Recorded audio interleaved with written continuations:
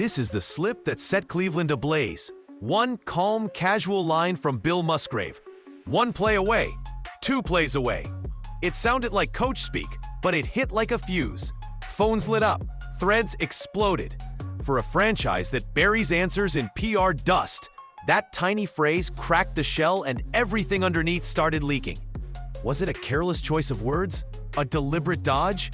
Or a quiet admission that the plan everyone was sold isn't real? Whatever it was, it turned a routine press session into a lightning rod. Fans stopped parsing X's and O's and began parsing intent. Reporters who'd been patient suddenly smelled something rotten.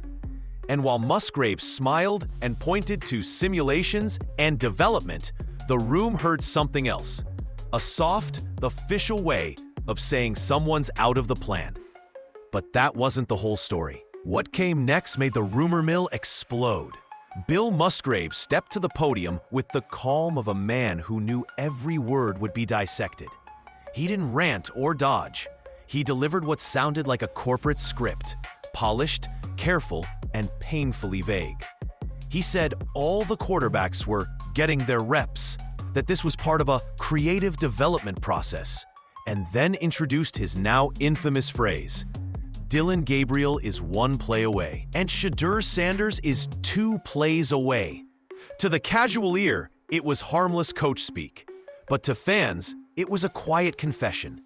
Musgrave also described simulations, practice meetings on the carpet, walkthroughs in rooms instead of on the field, as a form of training. The more he explained, the stranger it sounded. Instead of clarity, it felt like spin wrapped in buzzwords. His calm tone said trust the plan, but every listener heard the same thing. The Browns' quarterback situation was far from normal, and the story was just beginning. It only took one report to light the fire. Local insider Tony Rizzo went on air claiming that Shedeur Sanders wasn't even getting scout team snaps. Not limited reps, none at all. According to Rizzo, the rookie was standing on the sidelines, helmet on, watching drills like a spectator instead of a player. The quote spread across Cleveland in seconds. Fans were furious, demanding to know how one of the most hyped rookies in the league could be treated like an afterthought. Within hours, Twitter, Reddit, and sports shows were flooded with outrage and disbelief. Was this really development? Or something deeper? Punishment, politics, or pure disrespect?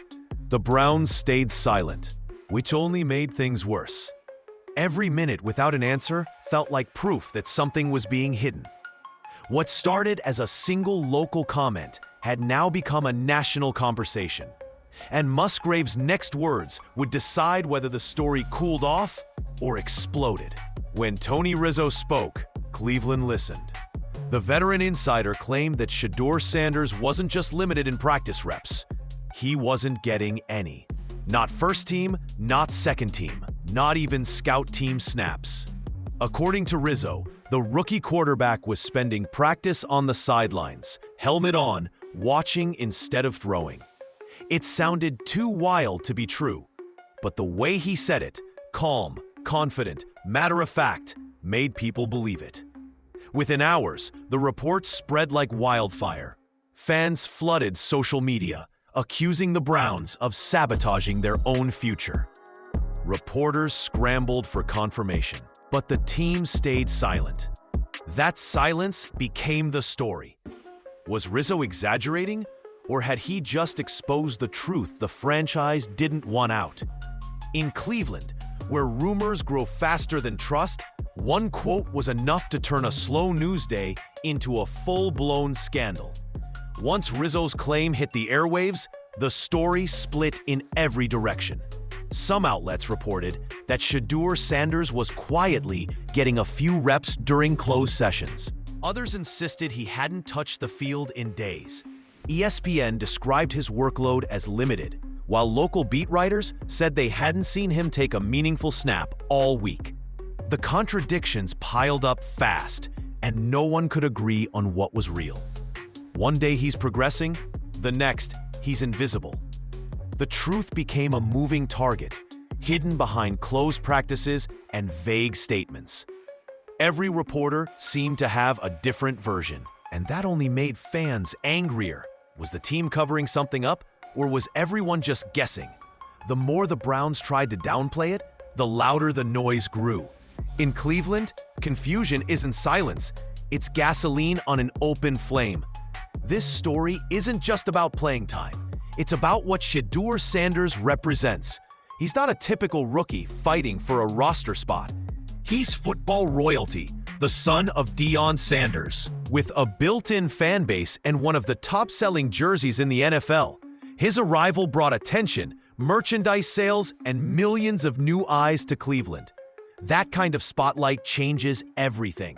When a player that valuable is left standing on the sidelines, it doesn't look like strategy. It looks like sabotage. Fans don't just see a young quarterback being developed. They see a brand being wasted, a legacy being mishandled. Every snap he misses feels personal, like the Browns are disrespecting not just Shedeur, but everything his name carries. It's not just about football anymore. It's about pride, perception, and power. And in Cleveland, those three things never mix quietly. Now the theories are everywhere. And to be clear, none of them are confirmed. Still, the speculation keeps growing louder. Some fans believe the Browns are protecting Shedeur Sanders on purpose, keeping him off the field to ease his transition into the NFL without pressure. Others think it's internal politics, that certain coaches or veterans don't want his spotlight overshadowing the locker room. Then, there's the wilder theory spreading online, that Deion Sanders himself is orchestrating a long game, letting things unravel, so Shedeur can eventually be traded to a franchise that will actually build around him. Reports suggest even people inside the organization are divided about what's really happening. No one seems to know the truth, or they're not willing to say it. And that silence? It's fueling every rumor, every post, every conspiracy. In Cleveland, mystery always finds the microphone. Imagine being Shedeur Sanders right now. You've spent your whole life being the guy, the starter, the star, the one everyone expected to succeed. You're the son of a legend, raised under bright lights, trained to handle pressure.